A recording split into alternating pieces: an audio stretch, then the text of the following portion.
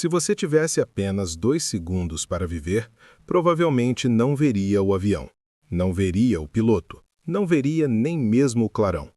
Você ouviria primeiro um som grave, contínuo, vibrando no peito antes de alcançar os ouvidos.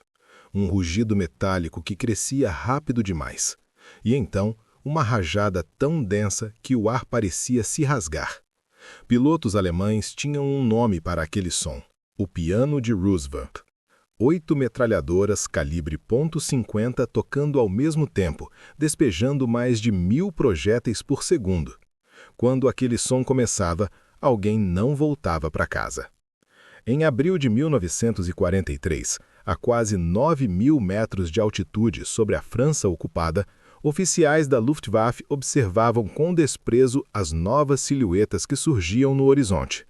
Dentro de seus elegantes Focke-Wulf FW-190 e Messerschmitt Bf-109, eles viam os caças americanos subindo lentamente, pesados, largos, quase desajeitados contra o sol. Pelo rádio as piadas surgiam naturalmente.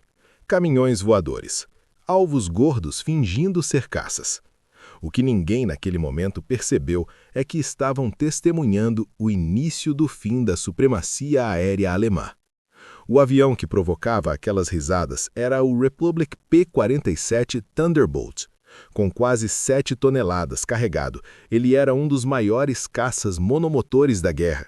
Seu motor Pratt & Whitney R2800 Double Wasp, com 18 cilindros e mais de 2.000 cavalos de potência, era um monstro mecânico.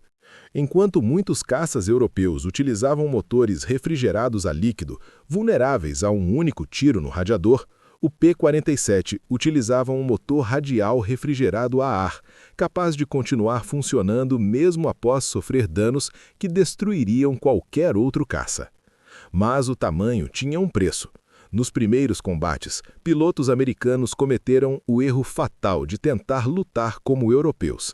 Tentaram girar com o Focke-Wulf 190, tentaram disputar subida com o Bf-109. Tentaram entrar em duelos horizontais onde a agilidade decidia tudo, e pagaram caro. Em 1943, as perdas ainda eram altas. O P-47 não era um dançarino do céu, era um lutador de peso pesado. E peso pesado não vence tentando ser leve. A transformação começou quando a doutrina mudou. Os americanos perceberam que o Thunderbolt não precisava vencer na curva, ele precisava vencer na altitude e na velocidade. Equipado com um turbocompressor avançado, o P-47 mantinha potência excepcional acima de 25.000 pés, onde muitos motores alemães começavam a perder desempenho. Lá em cima, onde o ar era fino e o frio cortava como lâmina, o Thunderbolt era rei. A nova tática era simples, brutal e eficiente. Subir alto, posicionar-se acima do inimigo, mergulhar como um projétil, disparar uma rajada devastadora e subir novamente antes que qualquer reação fosse possível. Boom and zone, ataque e fuga, energia pura aplicada com matemática industrial. E quando aquelas 8 metralhadoras .50 convergiam para um único ponto, o resultado não era um avião danificado, era desintegração. A estrutura leve de muitos caças alemães simplesmente não suportava o volume de fogo. As asas se partiam, motores explodiam, cabines se despedaçavam. Mas o que realmente começou a preocupar a Luftwaffe não era apenas o poder de fogo, era a resistência absurda do Thunderbolt. Relatórios alemães começaram a mencionar algo estranho. Aviões americanos atingidos repetidas vezes não estavam caindo como esperado. P-47 voltavam para a Inglaterra com centenas de perfurações. Outros pousavam com cilindros inoperantes, outros com partes da cauda arrancadas. Havia casos documentados de Thunderbolts que retornaram com mais de 400 impactos. O apelido começou a surgir entre os próprios pilotos americanos, o tanque voador. E enquanto os alemães lutavam para substituir cada piloto experiente perdido, os Estados Unidos faziam algo que mudaria completamente a guerra aérea. Produziam em massa. Entre 1941 e 1945, mais de 15.000 P-47 Thunderbolt foram construídos.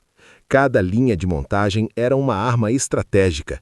Cada fábrica americana operava como parte de uma máquina industrial que a Alemanha, já sufocada por bombardeios e escassez de combustível, simplesmente não conseguia igualar. Em 1944, outra revolução silenciosa aconteceu. Tanques externos aumentaram drasticamente o alcance do P-47. Agora ele podia escoltar bombardeiros B-17 e B-24 profundamente dentro da Alemanha. Antes disso, bombardeiros voavam sozinhos nos trechos finais, vulneráveis à interceptação. Com o Thunderbolt ao lado, a equação mudou. A Luftwaffe já não enfrentava apenas aviões, enfrentava um sistema. Durante a campanha pré-dia D, o P-47 começou a assumir uma nova função: caça-bombardeiro. E foi nesse papel que consolidou sua reputação definitiva. Carregando bombas de 500 libras, depois roquetes HVAR, o Thunderbolt descia sobre trilhos ferroviários, colunas blindadas, depósitos de combustível e comboios militares. Uma única passagem podia destruir uma locomotiva inteira. Um ataque coordenado podia paralisar divisões. Após 6 de junho de 1944, o dia D, o céu da Normandia tornou-se território praticamente americano. Tropas alemãs em solo passaram a temer não apenas a artilharia, mas o som do motor radial no céu. O rugido grave que antecedia explosões no asfalto, tanques em famas e colunas em retirada. O impacto psicológico foi devastador. Soldados alemães relatavam que qualquer movimento diurno tornava-se perigoso. Comboios trafegavam à noite. Tropas se escondiam sob árvores. O céu não era espaço neutro permanente, era território hostil permanente. Em 1945, a Luftwaffe estava exausta. Faltava combustível, faltavam pilotos veteranos, faltava treinamento adequado para novos recrutas. Enquanto isso, pilotos americanos acumulavam experiência, missões e superioridade numérica esmagadora.